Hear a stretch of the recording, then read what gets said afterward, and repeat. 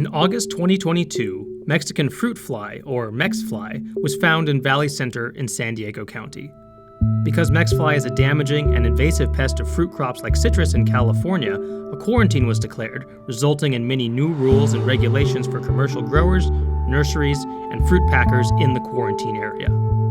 While both growers and the California Department of Food and Agriculture are taking steps to prevent the spread of Mexfly and eradicate any individuals that were found here, it's important that the public gets involved, especially if you live inside the quarantine area.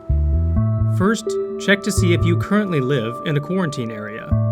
As of mid-November 2022, the quarantine takes up a 77 square mile area in Valley Center, as seen in this map. However, that may have changed since this video was published, so be sure to check out the California Department of Food and Agriculture's website on Mexican fruit fly to determine where the current quarantine area is.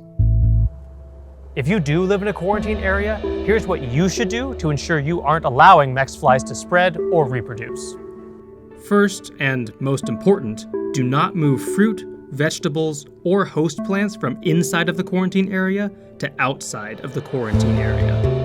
A full list of host plants is listed in the description, but common hosts include citrus, pomegranates, peaches, passion fruit, apples and pears, and avocados. If you do grow or purchase any of these fruits while in the quarantine area, be sure you consume or use them inside the quarantine area. The only exceptions where fruit can be moved outside of the quarantine area is if it's thoroughly processed, either cooked, canned, frozen, or preserved in some way that would kill any fruit fly eggs or larvae that were present in the fruit. Second, be sure to dispose of waste or fallen fruits properly. Double bag all fruits and vegetables before throwing them away, and ensure there are no punctures or holes in the bags where emerging flies might be able to escape. Do not compost waste fruit if you live in a quarantine area, as Mexfly eggs and larvae can survive in a compost pile and emerge as adults later. Third, be understanding of current quarantine practices and allow authorized state or agricultural workers to enter your property if necessary.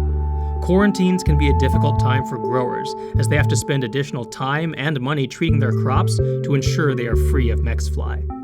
The same is true of state workers, who have to coordinate efforts with many members of the public and who have to enforce rules to make sure the threat Mexflies pose is contained.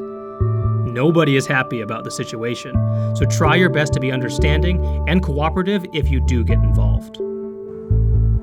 For people both inside and outside the quarantine area, there are some additional best practices that should be followed.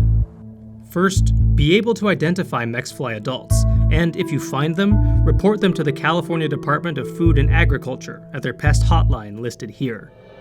Adult Mexflies are large, orangish flies with white stripes on their back, green eyes, and clear wings with a V-shaped pattern. Females have a long ovipositor, or egg-laying organ, that resembles a large, blunt stinger. Second, do not bring fruit, host plants, or other agricultural products into the state that have not been cleared by agricultural inspectors. Many invasive pests that are a threat to California agriculture are introduced by homeowners or residents, bringing fruit or other products home with them that unintentionally contain exotic pests. While it may not seem like a big deal to bring home produce or plants from a recent trip, doing so can cause serious problems for natural resources and agriculture in California. Finally, spread the word about Mexfly and the current quarantine.